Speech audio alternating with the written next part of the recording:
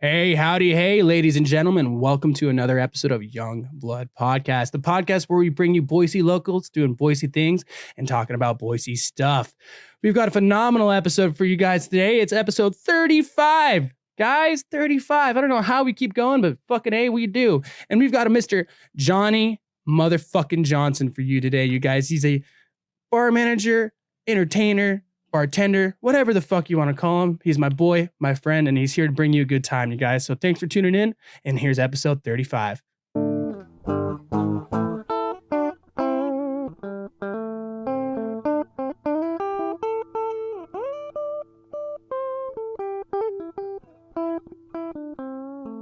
Freedoms with that, as well as just recently started going back to school, working towards my marketing degree.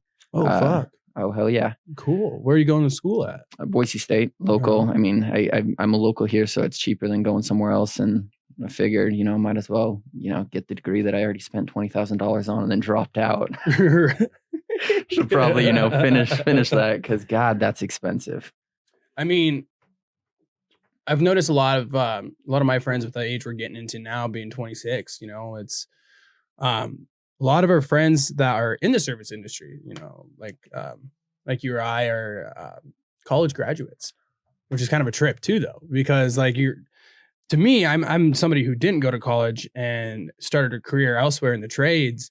And, it's kind of a trip to see all these kids that do that degree and are not doing anything with it versus you're going back because you're like, fuck this. I want to do something with that degree. Exactly. And to your point there, people are in the service industry because right out of college, right out of the gates, they keep, companies pay people shit for their degrees. So, you can go make $30,000, $40,000 at a desk job, or you can go make more than that. I mean, $50,000, $60,000 doing, the service industry. So It's really hard for people to take that pay cut, especially when they get out of college, because they're going, well, shit, I need money.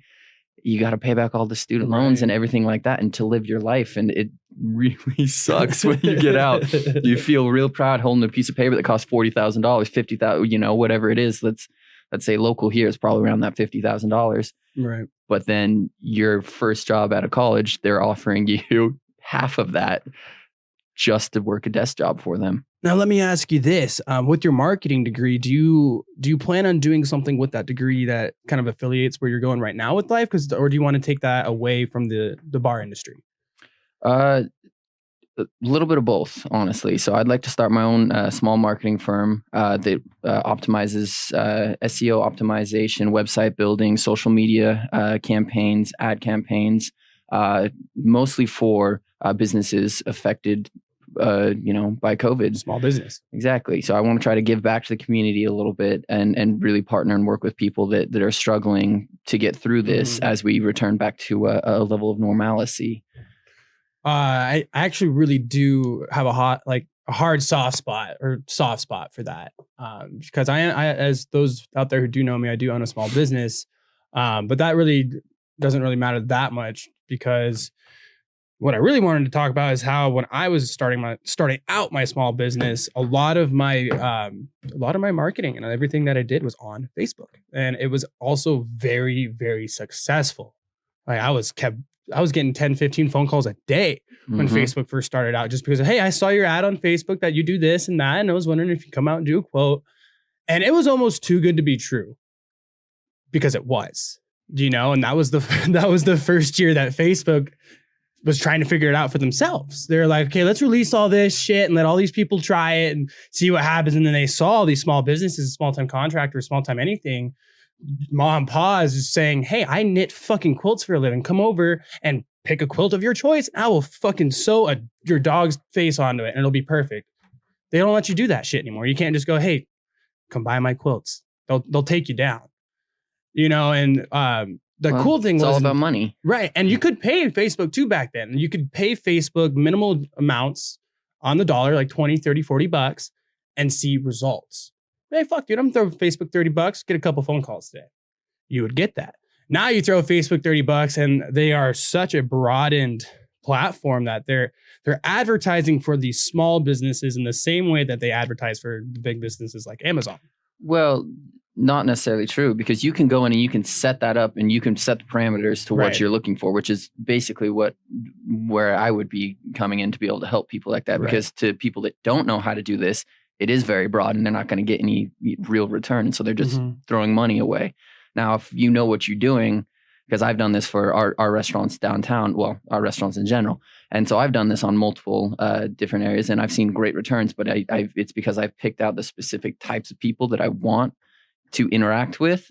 And I've gotten that interaction and I've gotten really great results when you do fine tune it, because then you can really get the people that are looking for what you're offering. Exactly. Yeah, your specific audience. Exactly. Right. Exactly. It's just knowing how to fine tune that. Right. Exactly.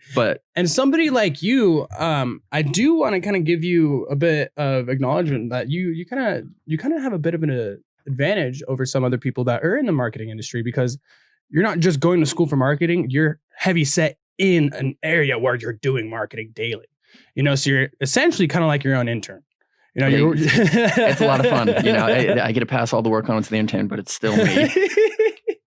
Exactly. And so I'm gonna go ahead and go along the lines of say that you're somewhat of a marketing professional. Professional, maybe not, but there you go. And when I say professional, I don't say professional like I would say I'm a skilled tradesman professional. Like that's a profession, right? But you're somebody who's I guess the word that I'm looking for is not a professional, but somebody who's looking to be one. Exactly. It's what I would like to do, and I've got a small set where I of skills that I understand how to use it, and it's just fine tuning and just every day making myself a little bit better and learning a little bit more so that I can do marketing successfully for I guess whatever it is that I'm choosing to do in that moment. I'm trying to think of an interesting way to word the question I'm kind of trying to ask of you. I guess the question I'm thinking of would be, what kind of advice would you give to somebody who is looking to increase their marketing value, and somebody that maybe isn't a business, but is a small social media influencer? Do you have any tips and tricks for people like on Instagram or on Facebook? Just little things that you can maybe be like, hey. Yeah, of course. Interaction with whoever, your followers, obviously, posting stories and interacting with people and making sure that your content is something that people are looking for. If depending on, I guess the social media, the models and, the people that are trying to become influencers on that, post relevant content, react and interact with your guests or your followers, I guess, and go through and follow, like people's posts. And a lot of times the best way to get that and make somebody feel connected with you is to, if you get new followers, go onto their page and, like a couple things, comment something on that and, make them feel like a real human, because people will respond better to you that way. And you'll be able to get more content out. People will look for your content. People will share your content because they want to have that human connection. Right. So don't forget, human connection is a huge piece of that. You're not just throwing stuff out that you're hoping people are going to like. You got to remember that there's other humans out there, and the best way for them to share your content is if they're like, oh, this person's genuine. They're, I was going to say, I follow a spiritual guru on there. Right. And it was really cool because I started following him, and the next day he instantly. Do you know his handle by chance? Sa Di Simon. His incredible human. He speaks a lot about meditation and just about reliving life and just kind of getting past a lot of like the emotional turmoil that people don't talk about. But it was the thing that I felt was really cool. He's got 1.8 million followers or something like that. But I started following him. And instantly he went onto my page and he liked a few of my posts and he commented, and I was just like, oh, that's really cool that, this person that, is insanely popular on this social media platform took the time out of his day to go on there and make me feel that human connection with him. Make you feel like he was somebody behind the screen. Yeah. And there you go. See, this is so marketing right there. I'm talking about this guy that how everybody's going to go like, oh shit, maybe I should look this guy up. See, but that's what I'm talking about. That's something so simple that if you want to be an influencer, just do little things like that. Because you don't know who's going to start talking about you on a podcast. Right. Or word of mouth, man. Like exactly. My biggest traction that I've gained or my biggest way of gaining traction that I've had would definitely be from word of mouth from my guests. So the people who come on, my one thing that I ask them is, you know, when the podcast is said and done and on some social media platforms, just do me a favor and share the post that I make about it.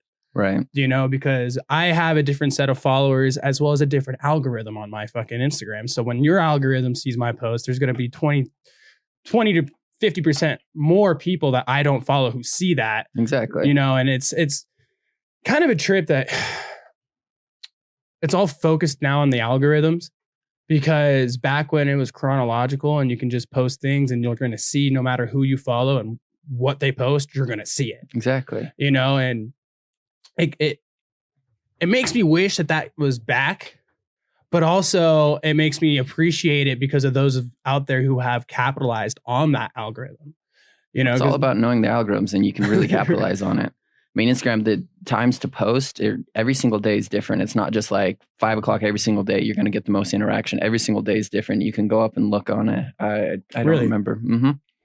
Yeah. I've got it written down in my book my notebook at home, but it's every single day was different, and it's just when they see you can go back. Instagram gives you this information. And it tells you this is when they have the highest usage. So now obviously this is, you know, a very broad platform, but it says they have the highest usage of users using it on this hour. So that's your best chance on this hour of that day. Exactly. Right. So there's a graph schematic. There's a chart that shows you these things. Exactly. I was going to get into, so we're talking very along the lines of marketing through social media and doing it, especially because through a business standpoint or through like influencer standpoint. But to kind of focus more on the business side of things, somebody like myself who owns a small business, I have noticed a heavy amount of results from just posting my tile on my story. Yeah. Like every single day that I get up and I go to work, I let everybody know that I got up today and I started working. I don't just post a picture. I don't post a selfie. Hey, what's up? No, I post what I'm doing, what I'm selling to people, what somebody just bought, the finished product that I just installed for them. And see, but that's relevant content to you. Right. I mean, if a business is posting things about puppies, it's going to be like, yeah, that's cute, but like right. the dots don't connect. So they're not going to, you know, people aren't going to think of you if you're posting pictures of puppy. They're not going to be like, oh, I'm going to call, you know, Casey because he's got a puppy for him to do my tile work, you know? Right. Like the dots aren't there. And one thing that I actually, to kind of hop off a little bit on that, but stay in the same realm a little bit. Twitter. If you noticed, I recently just made a Twitter for the podcast, right? Did not notice. I don't have Twitter. Go follow me back. Yes, you do. I follow you. Or your brother, one of them. No, I follow you. You just don't go on. The last time I logged in was 2012, I think. Okay, yeah. So I deleted all of my personal Twitter accounts and everything about 3 years ago.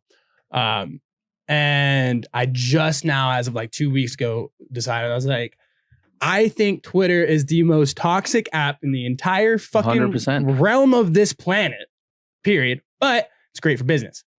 Great for fucking business. Because I didn't make a Casey Young Twitter. I made a YoungBloodPodcast Twitter. By the way, if you guys are out there, follow YB Podcast. Check it out on Twitter and all of your favorite social media platforms. Please and thank you.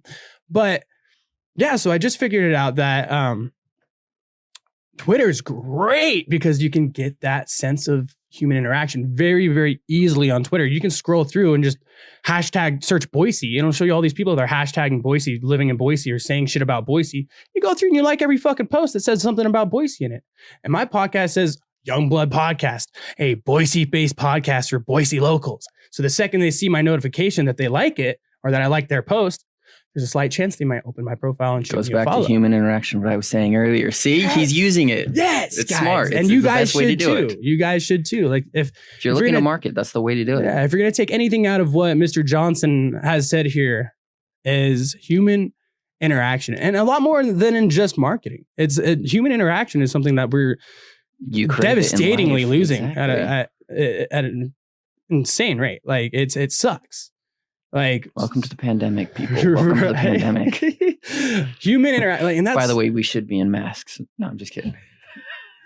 Hey, man, I do disinfect this podcast every time. Other than the last person who used the mic was Leah. I didn't disinfect it. Sorry. So if you got COVID, blame Leah. For those of you that did not notice, I just licked the microphone. Cheers to that, brother.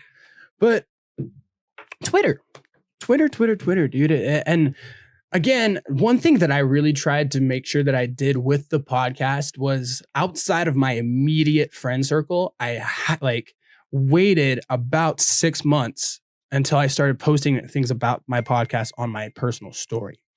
I did that because I didn't want to go and have those few potential viewers that would actually click on my stuff and be like, oh, Casey has a podcast, let's see it. And only see that I have 1 or 2 episodes and I just started it and it wasn't established. Right, that makes sense. Yeah, and so what I did was I saved my clout. I waited until I built a show. I waited until I had 30, maybe 20 episodes. I waited until I had a second season and I had been going at least 6 months. And that's when I started saying, hey, friends, I don't know if you know this, I do have a podcast. Go check it out. And then I noticed, I was like, oh shit, dude, the day I finally did that, my views went through the roof. I was like, holy shit. And that being said, this is actually the first episode of the new year. So congrats on that, everybody. Yeah, the first episode of YoungBlood Welcome Podcast. To 2021. And also, I believe this is episode like 35 or 36 of the second season. Nice. Yeah, dude. So we've been pumping and dumping, man. We've been doing it. Same. We've been doing it hard. No podcasts. Same. Awesome. And that was funny. One thing I said to, I think Jared or somebody the other day, I was like, yeah, man, one thing I've been just trying to do, more girls. I mean, on the podcast. Same. So, Mr. Johnson, and one thing I will kind of highlight to everybody today, we do have a limited amount of time. Mr. J over here has a couple plans ahead too, so we're trying to get as much as we can in on this episode. But do keep in mind, we'll do another one down the road. It's not a big deal. Oh yeah, no. Well, I love talking, so let's do this. Let's do this. All right. You know that none of that was recorded, right? I'm totally fucking kidding. Echo. I did that to Clay, but it didn't actually hit record by accident. Oh, wow. And we went for 2.5 hours. And I was like, Clay.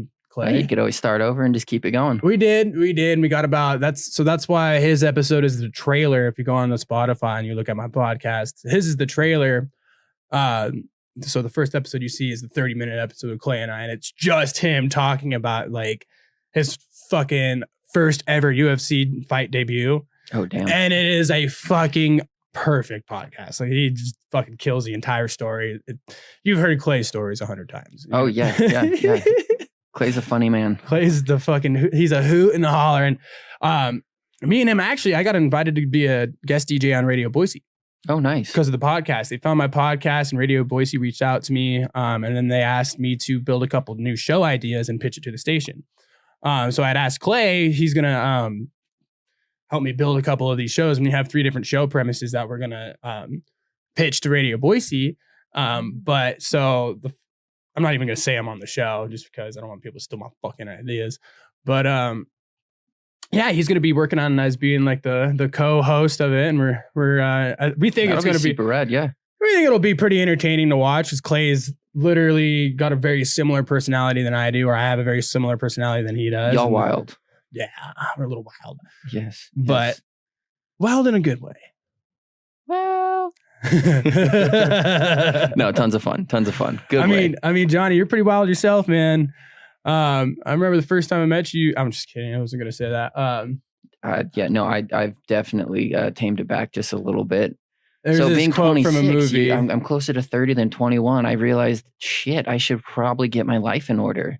Maybe next year. There's a scene. I don't know. Have you seen Garden State before? No, with Zach Braff, I think it is, the guy from Scrubs, the main character from Scrubs. Yeah. Okay, so he's got this movie with fucking Princess Leia. What's her name? Carrie something. No, not the old one. The new fucking Princess Leia. Yeah, it's like Carrie. I'm pretty sure that's what you're talking about. The actor. Yeah, I'm pretty sure it's Carrie something. No, it's fuck me. I'm going to think about this later and be super mad at myself. But anyways, there's a scene in the movie where he's speeding on a motorcycle in his hometown and he gets pulled over. This cop pulls him over and he's like, put your fucking hands in the air. He's being a total excessive prick. And the guy's like, dude, shit, my bad. I'm like, well, fuck, I was just speeding, And the guy walks up and he's like, holy shit, Spence. And they're like, oh my God, dude, fucking last time I saw you was in high school. And he's like, dude, you're a cop now, Kenny? And he's like, yeah, man, how'd it do? Kenny, last time I saw you, you were doing lines off the back of a fucking toilet. He's like, yeah. And I was going to say that to you, but I decided not to. So Johnny, never off the back of a toilet. Jesus, come on. Urinal. I have hygiene. Come on. I do it off a phone or something. Come on, like standards. I wish we could sit here and do the original plan and just crack some cold ones and get fucking stupid. But instead of doing that today, we'll maybe turn it into something a little more insightful. And with that, we've done pretty good as far as keeping it on a marketing grind, keeping it on just kind of who you are and what you're doing. But the thing is, Johnny, this is your episode. This is my show, but this is your episode. Is there anything? This is a public platform. That is a lot of pressure you just put on me, sir. Why would you do that? Because the thing is, dude, after this episode, YoungBloodPodcast is going to break 1,000 downloads on Spotify. And that's downloads, guys. That's not listens.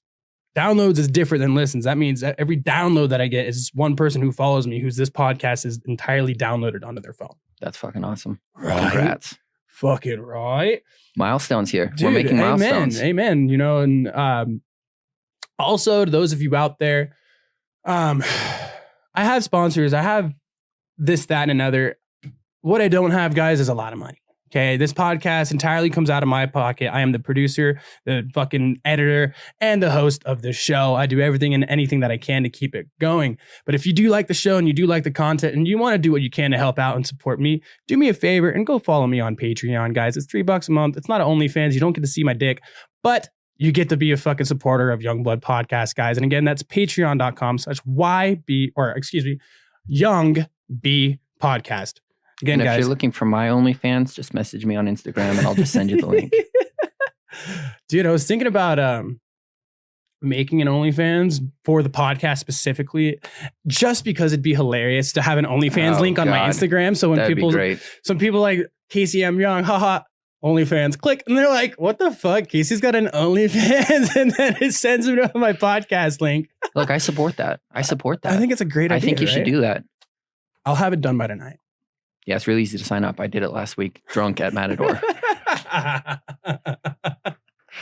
Anyways, that's what I did for my birthday, guys. OnlyFans. Well, then what you could do is you could post videos of you doing stupid shit. It's just funny. Like, did you see that? Did you see that story I posted today about the video my friends and I made when we were all 15? No, I don't think so. Oh my God, dude, I'll fucking show I wasn't you. on social media much today. Dude, this is worth showing you during the podcast. I'll tell you that much. I'd love to see it. Let's see it. I can only imagine, God, because when I was 15, me and my friends were stupid. I remember one time I lit my friend Alex crotches on fire, and he let us. It was his idea. No shit. Yeah, what is wrong? What was wrong? What is wrong with 15-year-old guys? We are stupid. Oh, no, I'm going to show you that exact thing.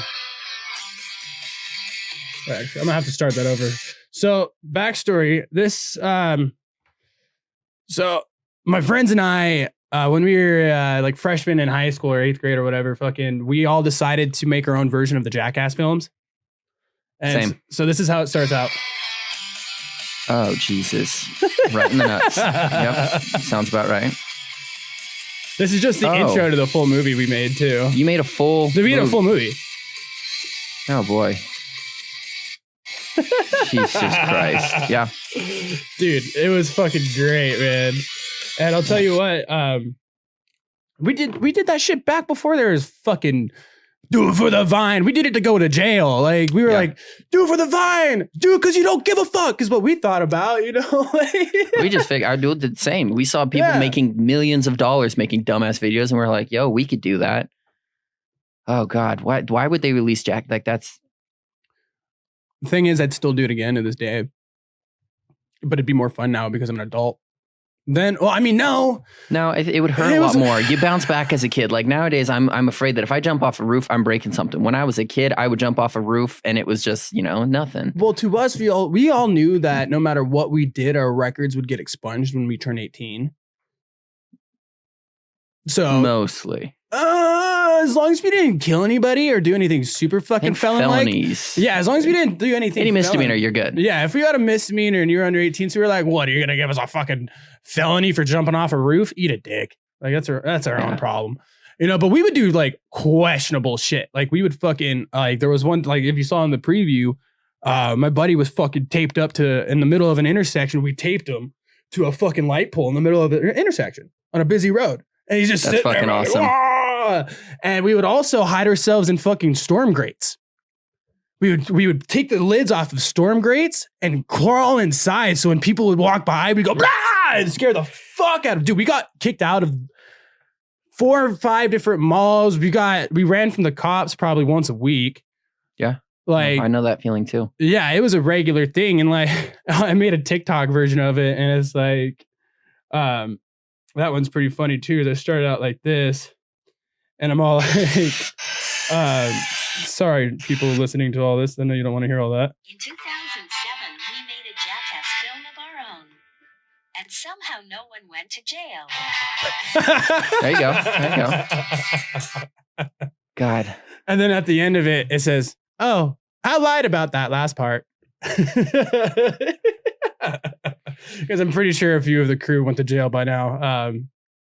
Yeah, I spent 4 hours there once. I know, like jail. They're not holding cell.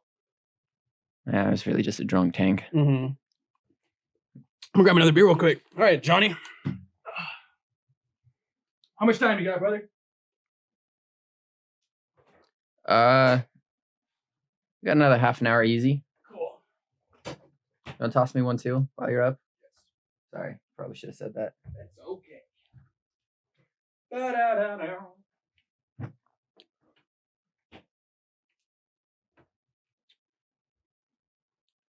Oh, nice.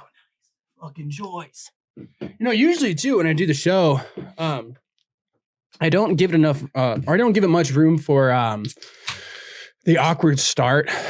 You know, normally what I'll do is like, you know how when I started with you today, I was, oh yeah, tell me what you're doing, blah, blah, blah. Right. Like, no, by the time that I start recording the actual show, usually this is where I hit record. So we'll talk for like 30 minutes, have a couple beers. That's fair. Get yourself Get a little relaxed. loosey-goosey, relax, Yeah, kind get of understand what's relaxed. going on here. Yeah. Get the conversation started and rolling. But with you, it wasn't too bad of a transition in, you know, and we also, like I said today, we didn't have a whole lot of time to fuck around with that. I apologize about that. Nah, dude, don't ever be sorry. This is your time, not mine. I was gonna be sitting here no matter what. I can't say the same. Josh Grad says hi, by the way. Oh, yeah. He texted me. He said, "So, Mr. JJ, I say hi."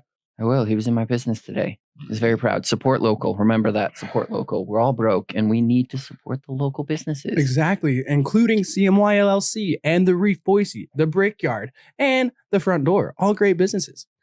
All of those businesses are great. Come visit me. Why don't you talk about them just a hair? I know we're not a bartending podcast in this one. That's okay. We can talk about business. Yeah, let's talk about them, man. This year, hopefully, with the vaccine out, we're going to be returning back to a level of normalcy. Not really sure what normal is going to look like here in the near future. Excuse me, beer.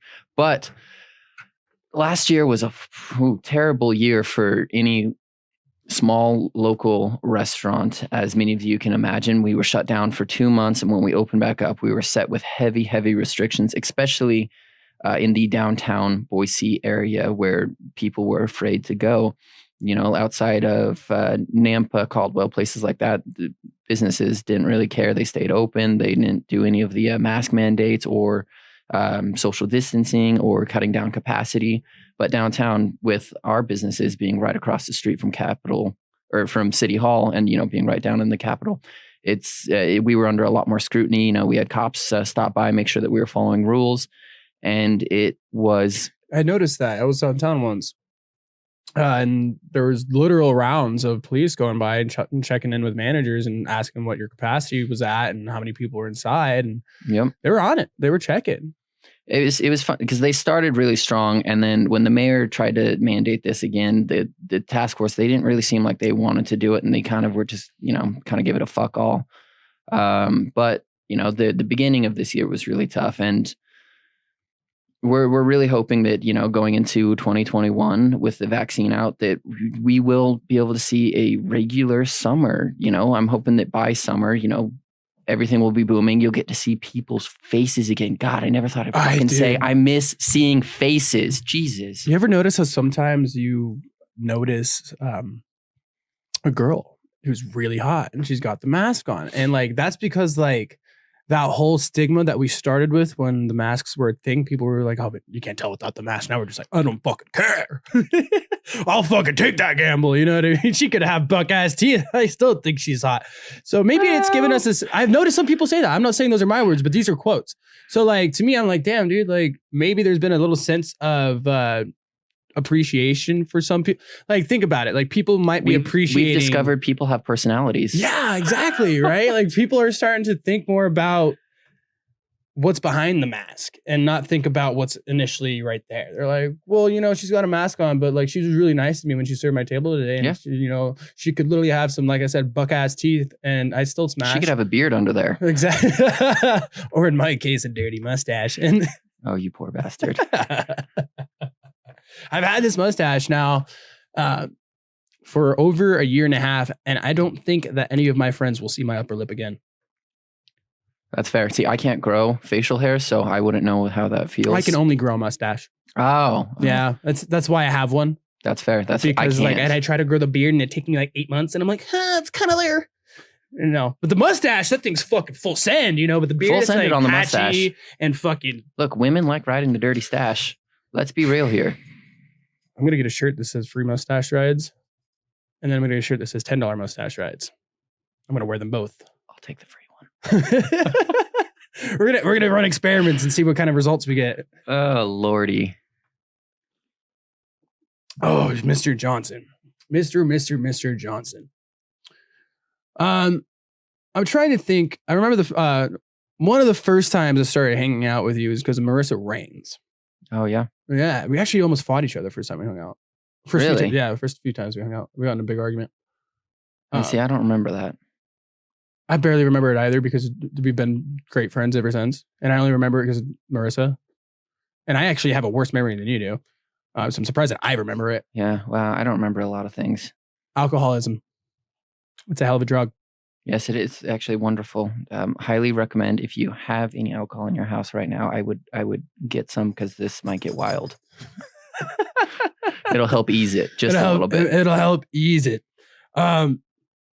So I'm telling you this much. It wasn't a serious fight. It was more or less we were just not friends and didn't know each other. We're like, fuck you, dude. Well, fuck you. Yeah, that sounds like me. Yeah, like it wasn't one of those we threw hands or anything like that. It was just like because I feel like I would have remembered throwing hands.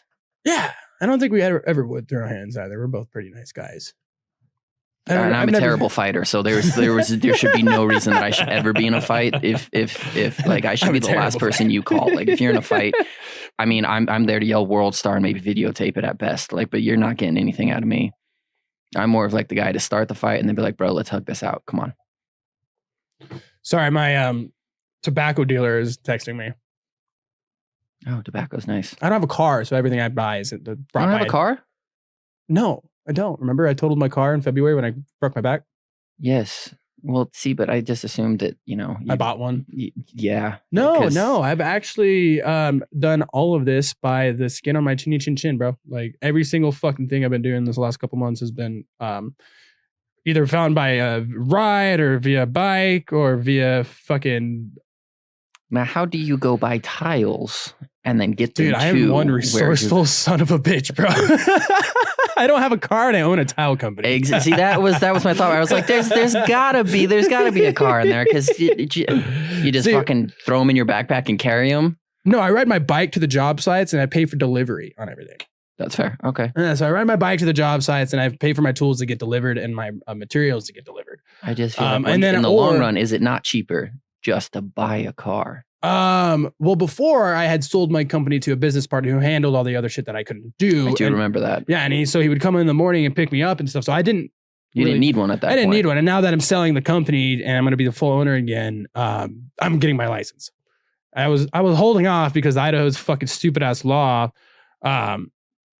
When it came down to if you get a DUI, you have to have the breathalyzer after your first DUI, which I did have one of those in my car at one point. So you got it out now? You got it out? Oh yeah, you can only need it in for a little bit of time, and then you can petition it. Petition it. So the court asks 2 months, and then you can file for a petition to get it out, and all you have to do is talk to the judge, and the judge 9 times out of 10 so in that case, since I've been without a license for about 6 months now, they will probably look at that because I've not been driving as my punishment kind of thing.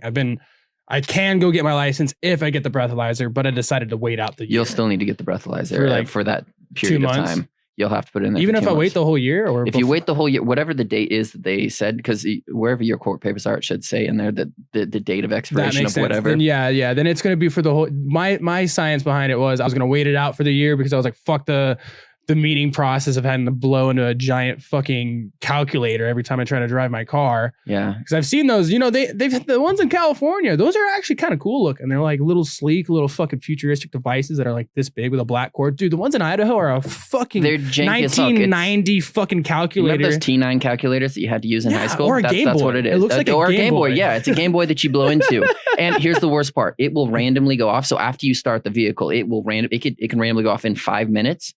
So you could just be driving down the road and it'll go off and be like, you need to retest because clearly once you start your car, you've obviously cracked a beer and you're drinking and driving because they just assume everybody is a raging alcoholic Literally. And welcome to the state of Idaho. The funniest one to me is like when you're driving and it goes off because that's not hazardous. No, it's yeah. I always thought about that and I was like, this seems really, stupid. Literally. I mean, I hate to say that I have a lot of friends with DUIs, but I have a lot of friends with DUIs. And every time I'm driving in the car with them, being somebody who has a DUI and who has to do that, I kind of laugh. I'm like, fuck, I feel so bad for you because low-key, I feel bad for myself. Yeah, no, it's a ridiculous thing that they've done. I get it. You got to stay safe. Don't drink and drive, people. Uber has now become or Uber, Lyft, whatever it is. It's become so accessible that it's in your hands at all times and it costs, let's be real, here in Boise, $10 to get you home at most. And then there's, the buddies. But it's crazy when you actually look down at the science, how easy it is to get over 0.08 and where you could be and feel completely fine. Right, dude, that's the killer. Because like as bartenders, like we are all trained to know better on the fact that we shouldn't engage on how we feel, but on how much we drank. Mm-hmm. We all know that. We all do that. We all tell everybody that professionally because that's our job. We're like, dude, you drank too fucking much. You're cut off. Can't serve you. So we should know when to cut ourselves off. But at the same time, we get fucking pushy. We'll push the envelope, But you can feel great and you could be over the limit because alcohol is going to affect everybody a little bit differently, which is insane. Buy yourself a little breathalyzer, put it in your car, blow into it before you start your vehicle. Don't end up like me. I think on Amazon, they're like $30. Yeah, it's worth it. And they work every time. They're accurate within like 0.3 or so, but like, hey, it still gives you a nice gauge. When you tell the cop and you blow into yours and it shows you're under the limit, and then he blows into yours and it shows you're over, you might even get a fucking break. But you know what? You try. If you blow, they'll if they make you blow. But if but I'm saying if you blow into your little one, you're like, see, sir, I checked, said I was okay. Who knows? The guy could be fucking cool and could be like, you know what?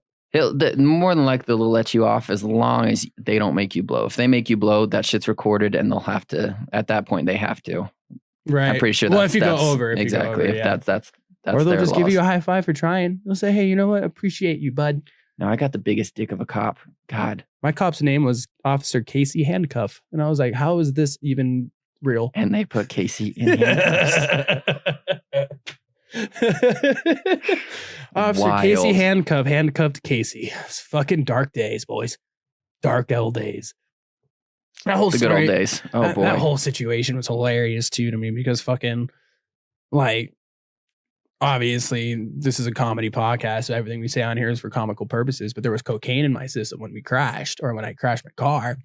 And so my ass had fought tooth and nail to do a blood test because I was like, it'll buy me a couple hours before, they test my blood alcohol content. Exactly. And so I was like, fuck yeah, dude, I gotta buy some time. It's already been an hour, but I know they're gonna do the math and try to find the average, but it still buys you some time or buys you some fightability for your lawyer. What you really should do is tell them you will not blow until your lawyer is present to make sure everything is accurate.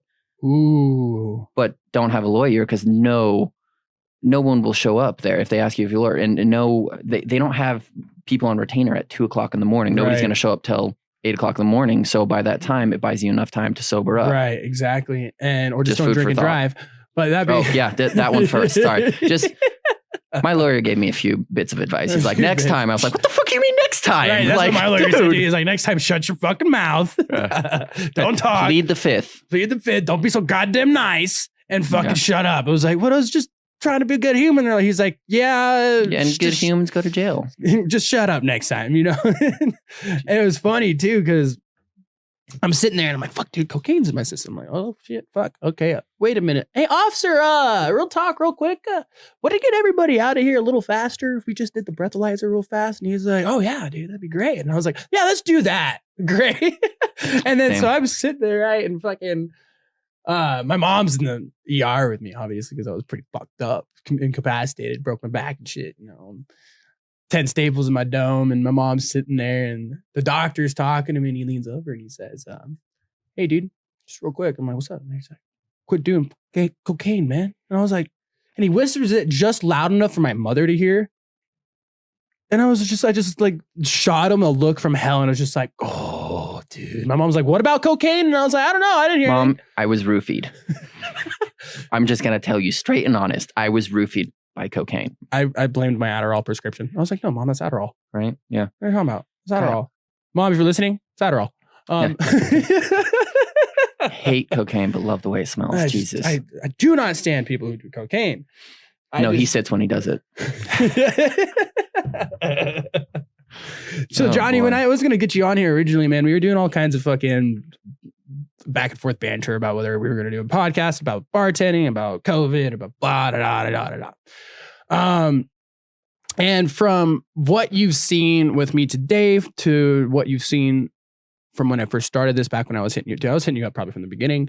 And that was back in like April, May almost, when I was calling friends being like, hey, did you want to do an over the phone podcast with your boy? And people were like, I don't want to talk about COVID, whatever, you know? And Right. but with that, dude, like, what do you think? What do you think of this? Like, what do you think of like what I've turned this into? What was your first thought walking in here today? Like, I don't know. What do you think? First thought was I wanted some of that pizza that you had over there, but I That was kept fresh that. pizza. I kept You that should have to asked for some. I myself. made Yeah, that should about have 2 at that hours ago. point.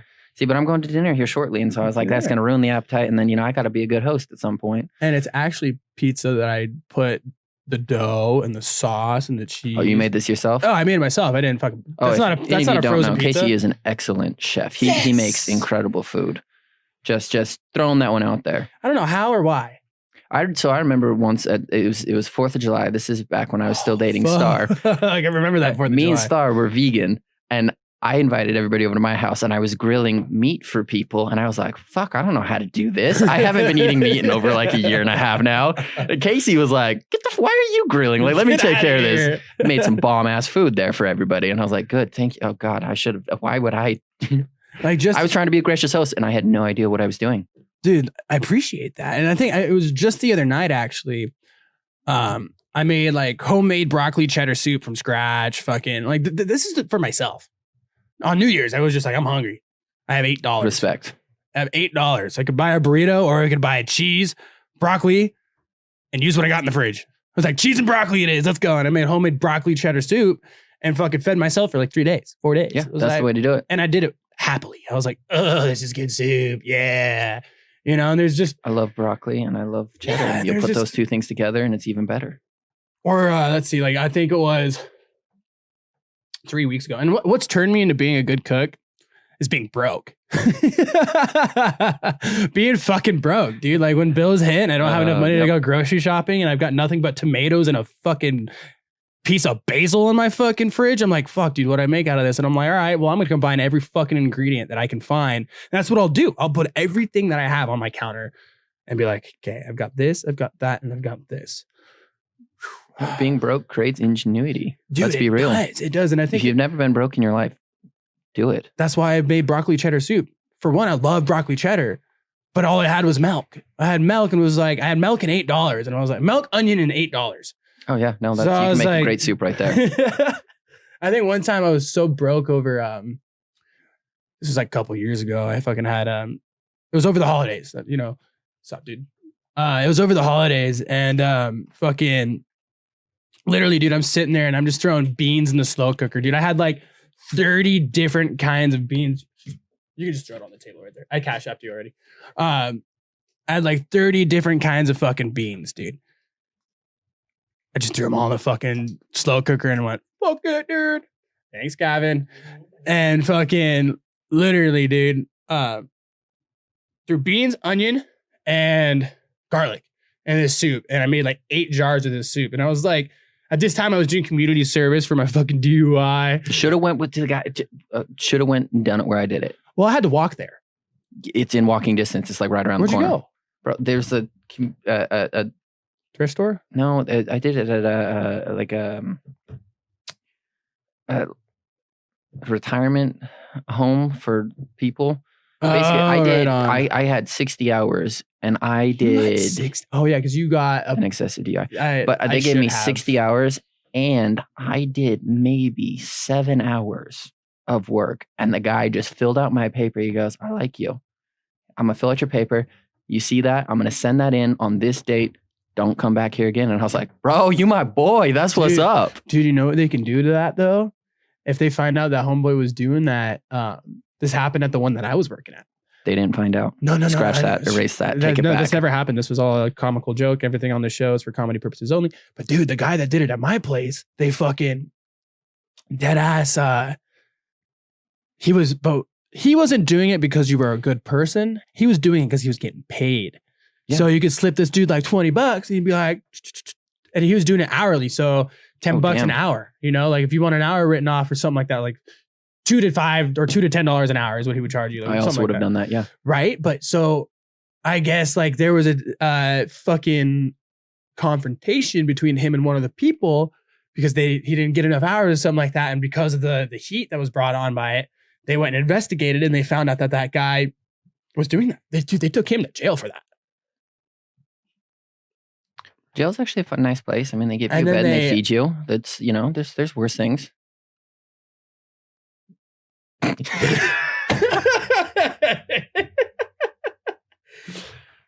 mean, yeah, if you're homeless and it's 10 degrees outside. Yeah, well, no, don't actually go to jail. I hear it's not that much fun. So, Johnson. You work at Brickyard. Sometimes. You work at Reef. Sometimes. And you work at Front Door. Also sometimes. Tell me something about who you are that you haven't really brought on this podcast, something that's new to you, something maybe that you have promised yourself for 2021. How about that? Let's do that. Tell me what your New Year's resolutions are. To be happy. Are you not? I know what the feeling is. For those of you cutting themselves out there, he is only slightly serious. Oh, dear baby Jesus. No, just raw, simple. That was my New Year's resolution, to go into 2021 happy and whole and kind of just go back to my roots and be simple and do the things that really make me happy and not compromise and be upset about silly things. You don't let things harbor and hold on to things that aren't worth that time. You know, get rid of the bad and in with the good kind of thing. Don't harbor resentment. Exactly. So down to the basis, happy, but more behind it. So I'm not some sad boy. My New Year's resolution for 2021 this year, Johnny, was more manifestation. I like it.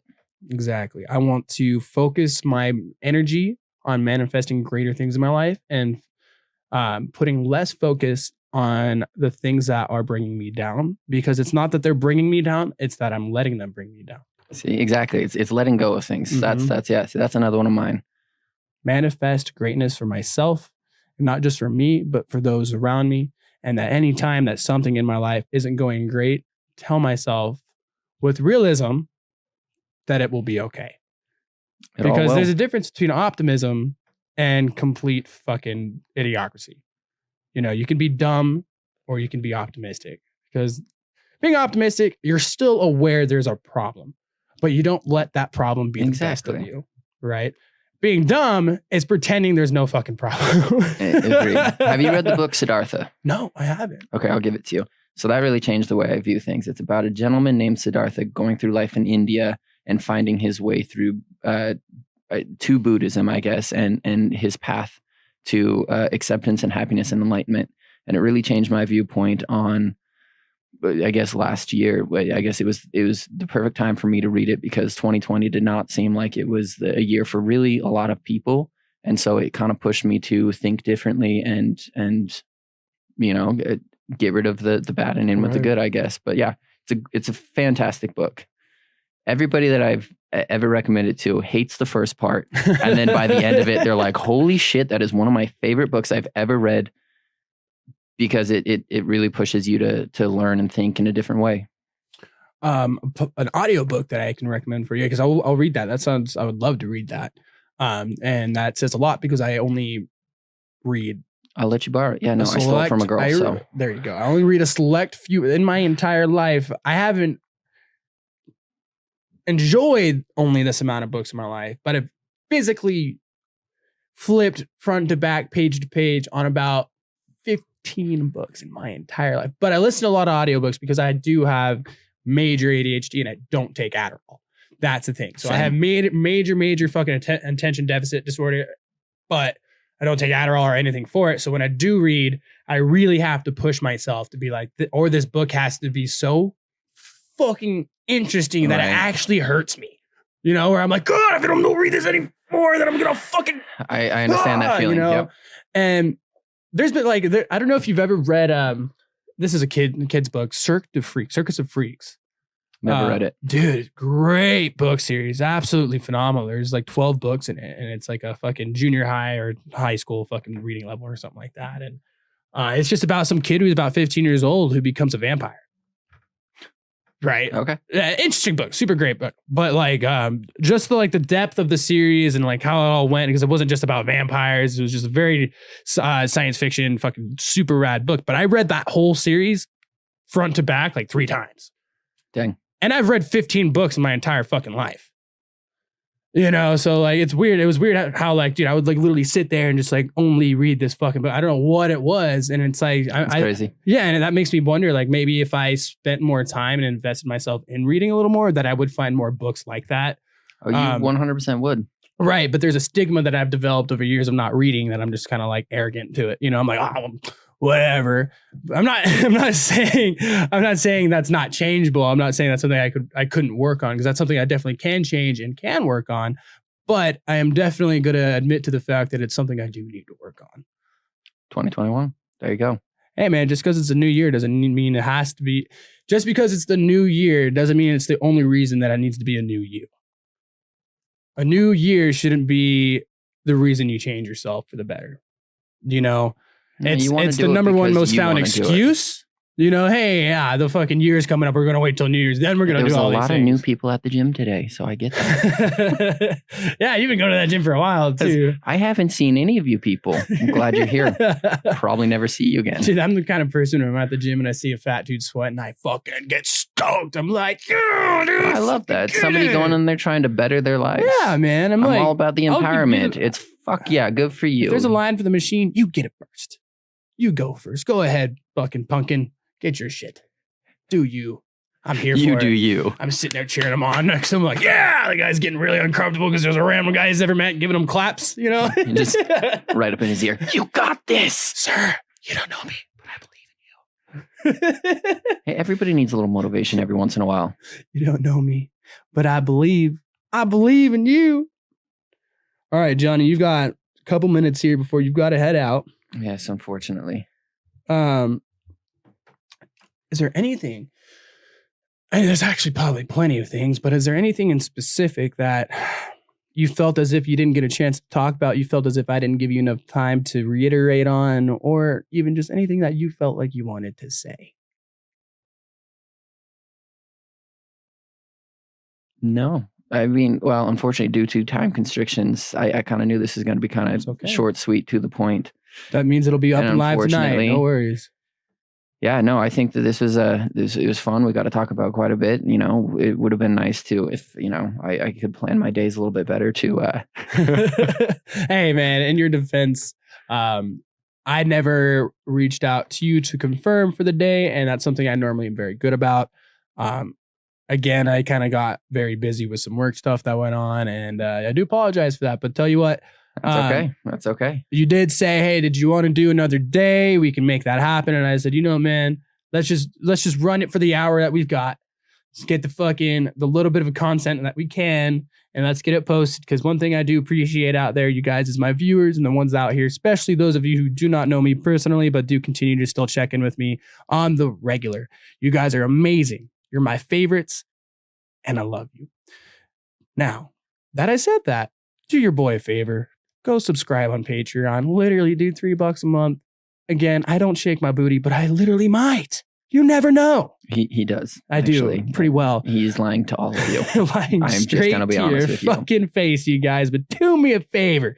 Patreon.com/YoungBPodcast, you guys. Please check it out. And if you don't have the money, the time, or the fucking resources to do so, throw me another bone and maybe check out YB.podcast on Instagram or YoungBPodcast on Twitter. Or, go to any of those platforms that I've told you before in the past, such as Google, Spotify, or Apple, and fucking follow, you guys. It's really such a simple thing to me, but it goes so far. And guys, again, if you haven't had the chance, check out Tattooed and Successful Co. on Instagram. They are phenomenal. Their fucking clothes are even sicker. And I'll tell you what, their models are even hotter. Go check them out. Give them some love. They're a Boise local company. And while you're fucking at it, shoot them a follow. Okay? Shoot them a follow, shoot them a like, and go buy their clothes. Don't ask them for free shit. You might know the guy who owns it. Cool. Fuck you. Go buy their shit. Don't hit up our fucking small town business owners out here and ask for any discounts, you guys. Everybody's struggling right now. We know you're struggling as a consumer, but think about it this way. The people you're buying your shit on, especially us locals, we're struggling. So go support local. Go support Brickyard. Go support Reef. Go support The Front Door. They've got great food on every aspect, and in every one of their restaurants, they kill everything. So please show them some love. Show fucking Ted Challenger some love. Show Jason Kovac some love. Show everybody some love, you guys. It's a huge situation that we're all going through, and we need to get through it together as a community. So, Johnny. Casey, sorry. Zoned out there for a second. No, you're Sorry. good. So, Johnny, thank you so much for coming on, for your time today, and for being a part of Young Blood Podcast. We'll have you on again soon, man. Fuck yeah. I'm into it. Hooch yeah.